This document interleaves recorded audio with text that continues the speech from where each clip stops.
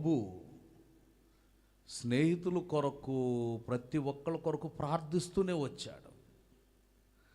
నలిగిన సమస్యలు బోల్డన్ని అయినా ప్రార్థన చేస్తూ వచ్చాడు.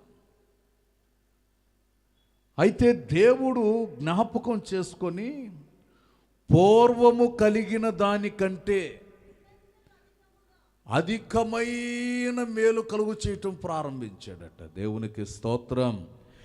ఏదైతే పోగొట్టుకున్నాడో, ఏవైతే కోల్పోతూ వచ్చారో, ఏవైతే కోల్పోయిన పరిస్థితుల్లో ఉన్నారో వాటినన్నిటిని డబలుగా దేవుడు రెట్టింపైన ఆశీర్వాదాన్ని ఇస్తే ఆ ప్రాంతంలో ఒక గొప్ప ఆశీర్వాదకరమైన వ్యక్తిగా మార్చబడ్డాడు. దేవునికి స్తోత్రం. హల్లెలూయా. అందుకే దేవుని యొక్క వాక్యం అంటుంది, నీవు ఏ స్థితిలో ఎక్కడ నిందించబడి అవమానపరచబడ్డావో ఆ చోట దేవుడు నిశ్చయంగా ఈ నెలలో అంటున్నాడు, రెట్టింపైన ఘనతను నీకు ఇచ్చి ఘనమైనటువంటి వ్యక్తిగా నిన్ను ఆయన తీర్చిదిద్దునుగాక. ఆమేన్. హల్లెలూయా. దీంట్లో రెండవ భాగం ఏంటంటే, రెట్టింపు ఘనత మనకు కలగాలి అంటే, ఒకటి, నిందలు అవమానాలు పరచబడిన సందర్భాలలో దేవుడు మనల్ని జ్ఞాపకం చేసుకొని రెట్టింపు ఘనతకు పాత్రలను చేస్తానన్నాడు. రెండో భాగం దీంట్లో ఏంటనంటే, దేవుడు మనల్ని సన్మానించి గౌరవపరిచి ఆశీర్వాదాన్ని కలుగు చేయాలి అని అంటే, నిర్గమకాండం 20వ అధ్యాయం, నిర్గమకాండం 20వ అధ్యాయం 12వ వాక్యం, నీ దేవుడైన యెహోవా నీకు అనుగ్రహించే దేశములో దీర్ఘకాలం ఆరోగ్యకరంగా ఆశీర్వాదకరంగా ఉండాలి అంటే మనము ఘనతను పొందే వ్యక్తులుగా ఉండాలి అంటే, దేశంలో క్షేమంగా ఆరోగ్యంగా సుఖ సౌభాగ్యాలతో వర్ధిల్లేటట్లుగా ఉండాలి అని అంటే తల్లిదండ్రులని గౌరవపరచాలి అంటాడు. సన్మానించండి. సన్మానించడం శాలవ కప్పటం కాదు, గౌరవపరచమంటాడు.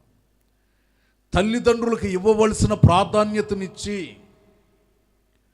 వారికి ఇవ్వవలసినటువంటి గౌరవాన్ని మనం కలుగు చేసినప్పుడు వాళ్ళు నిన్ను నిండు మనసుతో ఆశీర్వదిస్తూ ఉంటే ఆ దీవెనలన్నీ నీకు కలిగి నీవు సంపూర్ణ సంతోషాన్ని పొందుకుంటావు. దేవునికి స్తోత్రం. హల్లెలూయా. లేవియాకాండం 26వ అధ్యాయం, లేవియాకాండం 26వ అధ్యాయం 2వ వాక్యాన్ని చదువుతారు.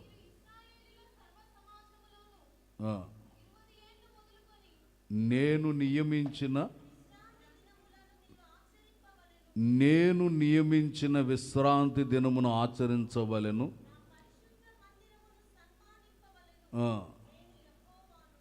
సర్వశక్తి కలిగిన దేవుడు సెలవిస్తున్నటువంటి మాటలో,